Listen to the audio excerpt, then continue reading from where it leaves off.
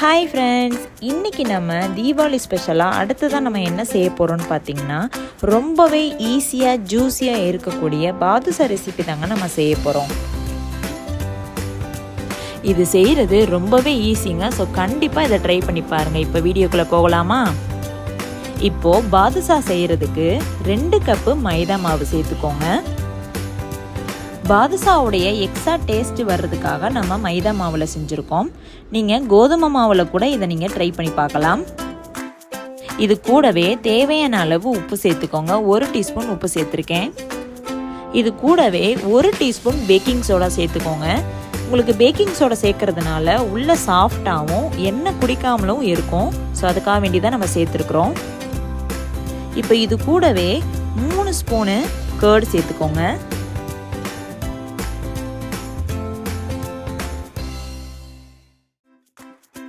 இப்போ 3 spoon key சேர்த்துக்கோங்க.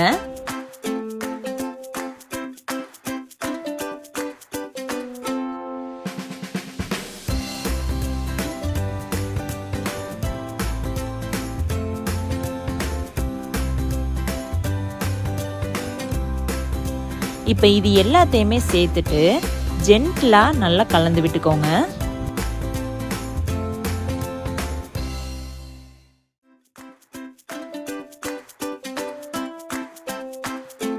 பாதுஷாக்கு நீங்கள் சப்பாத்தி பதத்துக்கு சாஃப்டாக பிணையக்கூடாது. கொஞ்சம் டைட்டான பதத்துக்கு தான் நீங்கள் பிணைஞ்சு வச்சுக்கணும். இதில் நீங்கள் தண்ணி சேர்க்கும் போது கொஞ்சம் கொஞ்சமாக தண்ணி சேர்த்து பிணையிறது தான் பெட்டர். ஏன்னு கேட்டிங்கன்னா, நீங்கள் டோட்டலாக எல்லா தண்ணியுமே நீங்கள் சேர்த்துக்கிட்டிங்கன்னா ரொம்பவே சாஃப்டாக வந்துடும். ஸோ உங்களுக்கு பாதுஷா கரெக்டாக உங்களுக்கு ரெடி ஆகாது. ஸோ நீங்கள் கொஞ்சம் கொஞ்சமாக சேர்த்து மெதுவாகவே நீங்கள் பிணைஞ்சு விட்டுக்கோங்க.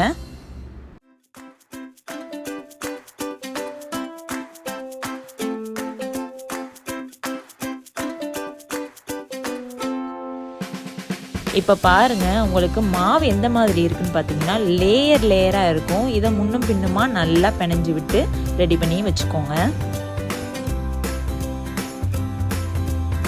இப்போ இது எல்லாத்தையுமே நல்லா டைட்டாக பிணைஞ்சு வச்சுட்டு ஒரு 30 மினிட்ஸ்க்கு ரெஸ்ட்டில் விட்டுருங்க. இந்த கேப்பில் நம்ம பாகுக்கு ரெடி பண்ண ஆரம்பிச்சிடலாம்.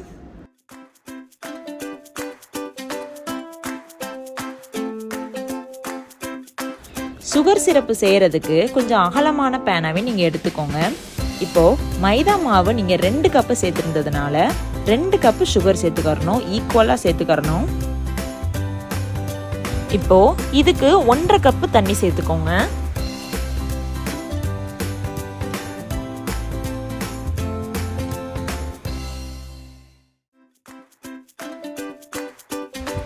சுகரை நல்லா கலந்து விட்டுட்டு குங்குமப்பூ சேர்த்துக்கோங்க.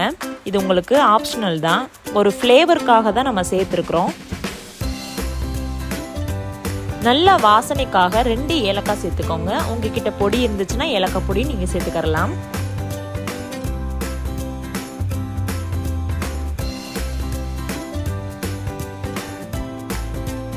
இப்போ ஸ்டவ் ஆன் பண்ணிட்டு இப்போ நல்லா கொதி விடுங்க.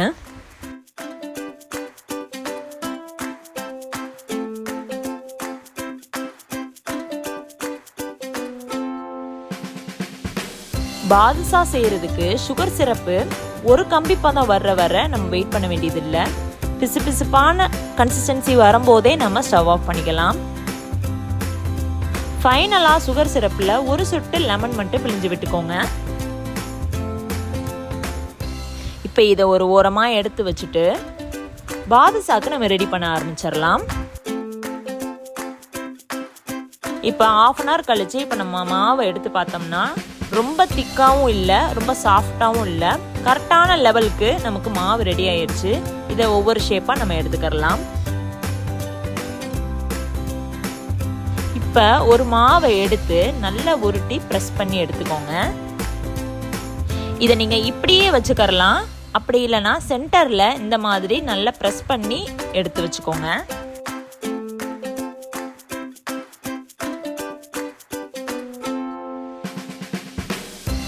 இது மாதிரி எல்லாத்தையுமே ரெடி பண்ணி எடுத்து வச்சுக்கோங்க.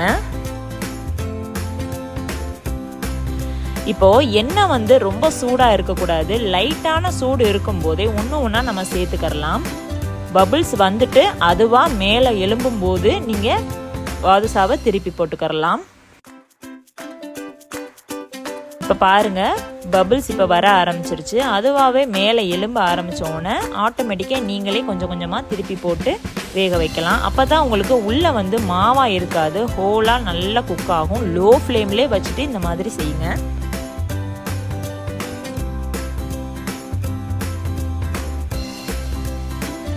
இப்போ இது எல்லாத்தையுமே நம்ம பொரிச்சு எடுத்துட்டு சூடாக இருக்கும்போதே சுகர் சிரப்பில் நீங்கள் சேர்த்துருங்க. அப்போ தான் உங்களுக்கு நல்லா ஊறும்.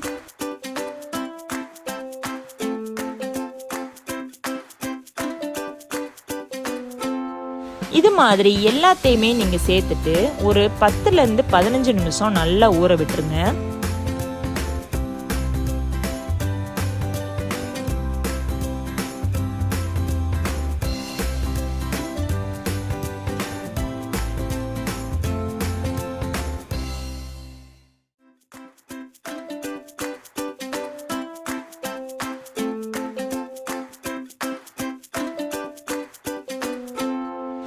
இப்போ பாதுஷால நல்லா சுகர் சிரப்பு நல்லா ஊறிடுச்சுங்க. ஸோ இதை ஒன்று ஒன்றா நம்ம ஒரு பிளேட்டில் எடுத்து வச்சிடலாம்.